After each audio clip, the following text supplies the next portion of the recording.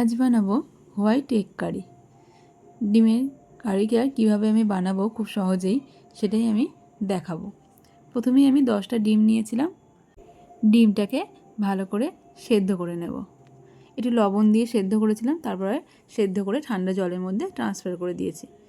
এবারে কড়াইতে সাদা তেল গরম করে তার মধ্যে গোটা গরম মশলা, গোটা জিরে, গোটা ধনে, গোটা গোলমরিচ এগুলোকে ফোড়ন দিলাম। দিয়ে পেঁয়াজ, আদা, রসুন, টমেটো, কাঁচা লঙ্কা এগুলোকে দিয়ে একটু ভেজে নেব।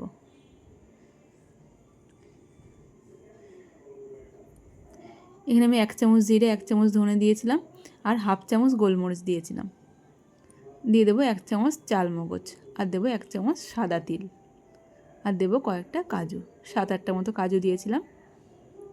দিয়ে বেশ ভালো করে মশলাটাকে ভাজা ভাজা করে নেব।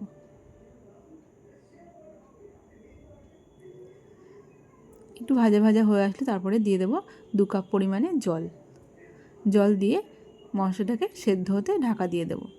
অন্যদিকে ডিমগুলোকে একে একে খোলাগুলো ছাড়িয়ে নিলাম। ডিমগুলোকে খোলা ছাড়িয়ে একটা ছুরির সাহায্যে একটু চিড়ে চিড়ে দিলাম, তাহলে মশলাটা ভালোভাবে ডিমের মধ্যে ঢুকে যাবে। ওদিকে মশলার মধ্যে আমার যে জলটা দিয়েছিলাম সেটা ভালোভাবে শুকিয়ে এসেছে। এবার একটা পাত্রে নিলাম ঠান্ডা করার জন্য। ঠান্ডা করে নেব। এবার কড়াইতে আরও একটু সাদা তেল গরম করে তার মধ্যে ডিমগুলোকে দিয়ে ভেজে নেব। অল্প একটু লবণ দেব, দিয়ে ডিমগুলোকে ভেজে নেব।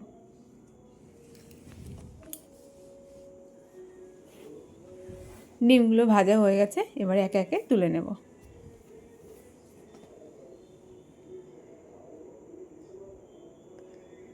ব্যাস, এবারে মশলাটা বানিয়ে রেখেছিলাম সেটাই ঠান্ডা করে মিক্সিতে পেস্ট বানিয়ে নিয়েছি।